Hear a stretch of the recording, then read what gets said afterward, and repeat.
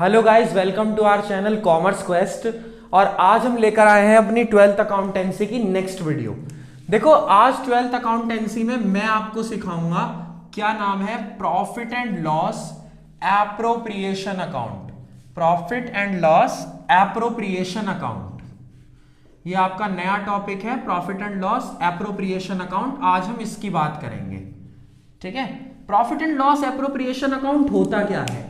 Basically हम ना partners के बीच में प्रॉफिट डिस्ट्रीब्यूट करने के लिए एक अकाउंट बनाते हैं। प्रॉफिट डिस्ट्रीब्यूट करने के लिए अकाउंट बनाने का मतलब क्या है? जैसे पार्टनर, हमारी फर्म है कोई, मतलब कोई 3 लोगों के मिलके फर्म है, उनकी कोई इनकम है, मान लो 1 लाख रुपए वो कमाते हैं। 1 लाख में से 40,000 उनके खर्चे हैं, उन्होंने अपने 40,000 खर्चे डिडक्ट कर लिए। तो जो अब उनकी इनकम बची वो उन पार्टनर्स के बीच में कैसे बटेगी, ये हम इस अकाउंट की मदद से देखेंगे, ठीक है। तो चलिए स्टार्ट करते हैं। सबसे पहले इसका फॉर्मेट आपको सीखना है। ये इसका फॉर्मेट है नॉर्मल सा, एक है ना, जैसे एक टी शेप अकाउंट का होता है।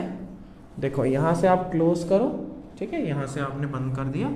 यहां पर आएगा पर्टिकुलर्स, यहां पर आएगा आपका पर्टिकुलर्स, यहां पर आएगा आपका रुपीस, यहां पर आएगा आपका पर्टिकुलर्स और यहां पर आएगा आपका रुपीस। ये होती है आपकी डेबिट साइड, ये होती है आपकी क्रेडिट साइड, ठीक है।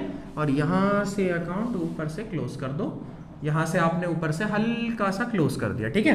तो ये जो पीएनएल एप्रोप्रिएशन अकाउंट है, ये इसका बेसिक सा हमने टी शेप अकाउंट बनाया। सबसे पहले ध्यान रखो, फर्म के खर्चे, किसी भी अकाउंट में खर्चे हमेशा डेबिट साइड आते हैं। खर्चे हमेशा कहां पर आते हैं? Debit side. यानी जो डेबिट साइड होती है वो हमारी एक्सपेंस साइड होती है। एक्सपेंस साइड मतलब खर्चे वाली साइड। और जो हमारी क्रेडिट साइड होती है वो होती है हमारी इनकम साइड। मैं आपको रेफर करूंगा, जो मैंने आपको फर्स्ट वीडियो पढ़ाई थी ना, जिसमें मैंने बताया था कौन सी इनकम है, कौन से खर्चे हैं, इंटरेस्ट ऑन कैपिटल क्या है, इंटरेस्ट ऑन ड्राइंग क्या है, आप उसको देख लेना। लेकिन अगर आपने पहले देख रखी है और आपको पता है तो हम डायरेक्ट समझते हैं। देखो, सबसे पहले फर्म की इनकम, सबसे पहले फर्म की इनकम होती है बाय नेट प्रॉफिट। सबसे पहले फर्म की इनकम होती है by net profit. Net profit का मतलब क्या है? जो भी फर्म का टोटल प्रॉफिट है, यानी टोटल प्रॉफिट जो भी फर्म का है वो आपको बाय नेट प्रॉफिट के नाम से लिखना है। दूसरा, आपको फर्म की एक इनकम और है बस, इंटरेस्ट ऑन ड्राइंग। फर्म की एक इनकम क्या है? Interest on drawing. फर्म की अगली इनकम है इंटरेस्ट ऑन ड्राइंग। यानी इंटरेस्ट ऑन ड्राइंग का मतलब क्या है? जब भी कोई पार्टनर पैसे विड्रॉ करता है तो उसको उस अमाउंट पर क्या देना पड़ता है? इंटरेस्ट। यानी पर्सनल यूज के लिए अगर कभी भी कोई पार्टनर पैसे निकालता है तो उसको उस पर इंटरेस्ट पेड करना पड़ता है, तो वो क्या होता है? Interest on drawing. अब ये दोनों तो फर्म की इनकम है, बाय नेट प्रॉफिट और bye interest on drawing firm की जो है वो इनकम है। यहां से आप क्या करोगे? इनकम के बाद आप आओगे खर्चे वाली साइड। तो सबसे पहली खर्चा क्या है फर्म का? सबसे पहला खर्चा है interest on capital. Interest on capital का मतलब क्या है? जो भी कैपिटल पार्टनर्स ने इन्वेस्ट कर रखी है उस पे जो इंटरेस्ट जाता है वो होता है आपका इंटरेस्ट ऑन कैपिटल। तो ये फर्म को पेड करना पड़ता है, तो फर्म के लिए क्या होता है? एक्सपेंस होता है। 2 पार्टनर है तो 2 पार्टनर्स का, ठीक है ना, ए और बी अगर 2 पार्टनर है तो दोनों पार्टनर का अलग अलग लिख के आपको फिर फाइनल कॉलम में टोटल करके लिखना है। सेम इंटरेस्ट ऑन ड्राइंग के साथ भी होता है, अगर 2 पार्टनर हैं तो 2 पार्टनर का आप टोटल करके ऐसे करके आप दोनों पार्टनर्स का लिख दोगे, ठीक है ना। यहां पर आप चाहे टोटल ऐसे लिखोगे, कम से कम 2 पार्टनर तो होंगे, क्योंकि पार्टनरशिप फर्म तो वर्क इस तरीके से करती है कि एटलीस्ट 2 पार्टनर्स होते ही हैं। तो पहला खर्चा इंटरेस्ट ऑन कैपिटल। दूसरा जो एक्सपेंडिचर है फर्म का वो है सैलरी एंड कमीशन। यानी फर्म को कभी कभी पार्टनर को सैलरी देनी पड़ती है और उसके ऊपर क्या देना पड़ता है? कमीशन देना पड़ता है। कोई भी काम कर रहा है एक्स्ट्रा, कोई भी एफर्ट्स लगा रहा है, कोई सैलरी वगैरह है तो वो एक्स्ट्रा देनी पड़ती है। वो भी फर्म के लिए क्या होता है? एक्सपेंडिचर होता है, खर्चा होता है।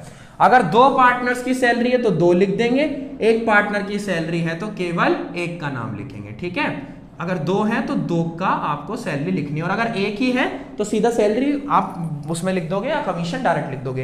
अच्छा, कभी कभी क्या होता है, सैलरी लिखी होती है पर मंथ, तो पर मंथ है तो 12 से मल्टीप्लाई, पर एनम है तो 12 मतलब कुछ मल्टीप्लाई नहीं होनी, पर एनम का मतलब क्या, पूरे साल की। पर क्वार्टर है तो 4 से मल्टीप्लाई करके लेना है, मतलब जैसे मान लो 1000 दे रखा है पर क्वार्टर, तो 1000 इंटू 4, 4000 आपको लेना है। अगर वो दे रखा मंथली तो 1000 इंटू 12 मंथ्स का लेना है, ठीक है। उसके बाद 2 में क्या निकलेगा, अगर कोई पैसा आपने रिजर्व में डाला है, जर्नल रिजर्व होता है फर्म का, देखो सारा पैसा फर्म खर्चों में तो नहीं निकाल सकती ना, कुछ पैसा तो फर्म फ्यूचर के लिए बचा के भी रखती है। तो अगर कुछ पैसा नेट प्रॉफिट का कुछ परसेंटेज जर्नल रिजर्व में डाला है तो वो किस नाम से आ जाएगा, टू रिजर्व, जर्नल रिजर्व के नाम से, कि कुछ पैसा बचा कर रखा है, तो वो भी टू साइड में ही आएगा, ये आप ध्यान रखना, ठीक है।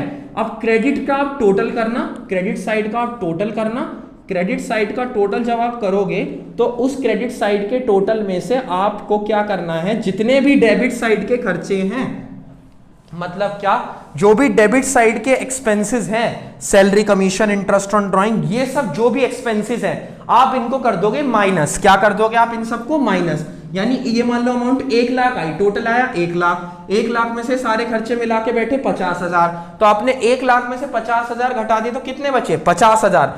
तो जो भी अमाउंट बचेगी टोटल में से माइनस करने के बाद वो आपकी क्या कहलाएगी, share of profit. Share of profit का मतलब क्या है, वही अमाउंट फाइनली पार्टनर्स में डिस्ट्रीब्यूट होने वाली है। जैसे मान लो इनकम साइड का टोटल करके 5 लाख आ गया और आपके खर्चे वाली साइड 1 लाख है, तो 5 लाख में से 1 लाख जाके शेयर ऑफ प्रॉफिट कितना बचा, 4 लाख बचा। यहां तो आप टोटल वाले कॉलम में तो 5-5 लाख ही लिखोगे, लेकिन यहां पर आप शेयर ऑफ प्रॉफिट में 4 लाख लिखोगे, और ये शेयर ऑफ प्रॉफिट पार्टनर्स के रेशो में डिवाइड हो जाएगा। पार्टनर्स का रेशो क्वेश्चन में गिवन होगा, अगर गिवन नहीं होगा तो इक्वल रेशो लेना होगा, उस रेशो में हम इस प्रॉफिट को डिस्ट्रीब्यूट कर देंगे, उस रेशो में हम इस प्रॉफिट को क्या कर देंगे, डिस्ट्रीब्यूट कर देंगे, ये शेयर ऑफ प्रॉफिट हमारा निकल जाएगा। तो इस तरीके से आपको एक अकाउंट प्रिपेयर करना होगा पीएनएल एप्रोप्रिएशन, जिसके हम क्वेश्चंस भी करेंगे। मैं आपको एक बार दोबारा समझा देता हूं। सबसे पहले इनकम बाय नेट प्रॉफिट, फिर bye interest on drawing. Interest on drawing क्या है, जो भी कोई पार्टनर पैसे निकाल के लेके जाता है उसके ऊपर वो इंटरेस्ट पेड करता है, तो उसे इंटरेस्ट ऑन ड्राइंग कहते हैं। एक्सपेंसेस कौन कौन से होते हैं, इंटरेस्ट ऑन कैपिटल, जो किसी ने कैपिटल लगा रखी है उस पर हमें इंटरेस्ट देना पड़ता है, इंटरेस्ट ऑन कैपिटल एक्सपेंडिचर होता है। उसके बाद सैलरी कमीशन हमारा खर्चा होता है, और अगर हमने कुछ पैसा रिजर्व में डाला तो वो भी हमें यहां पर लिख के ट्रांसफर करना है। फिर इधर के टोटल में से हमें ये सब माइनस करना है, जो बचेगा वो हमारा शेयर ऑफ प्रॉफिट होगा, उसे हम डिस्ट्रीब्यूट कर देंगे पार्टनर्स के गिवन रेशो में, और अगर रेशो गिवन नहीं होगा तो इक्वल लेंगे। आप एक बार स्क्रीनशॉट क्लिक कर लो, ठीक है। अब आपको देखो अब आपको करना क्या है, आई होप आपने क्लिक कर लिया होगा। आपको करना क्या है, फर्स्ट वीडियो में मैंने आपको मीनिंग और पार्टनरशिप वगैरह के बेसिक्स समझाए थे, फिर मैंने आपको इंटरेस्ट एंड ड्राइंग का टॉपिक पूरा कराया, सिंपल मेथड, प्रोडक्ट मेथड। अब जो हमारा टॉपिक है ना, ये पीएनएल एप्रोप्रिएशन अकाउंट, ये इस चैप्टर की जान है। इसके बिना आप आगे का पार्टनर्स कैपिटल अकाउंट नहीं सीख सकते, गारंटी ऑफ प्रॉफिट नहीं सीख सकते, कहीं ना कहीं पास एडजस्टमेंट एक टॉपिक है उसमें भी इसका यूज हो जाता है। हर टॉपिक में कहीं ना कहीं पीएनएल एप्रोप्रिएशन अकाउंट का यूज है। तो प्लीज मेरी आपसे हम्बल रिक्वेस्ट है, इस वीडियो का कॉन्सेप्ट को अच्छे से कर लो। जहां आपको दिक्कत लगे पर्सनली व्हाट्सएप पे या मेरे से कमेंट में पूछ लो, मगर प्लीज इसे कंप्लीट कर लो, ठीक है। थैंक यू सो मच, ध्यान रखो अपना।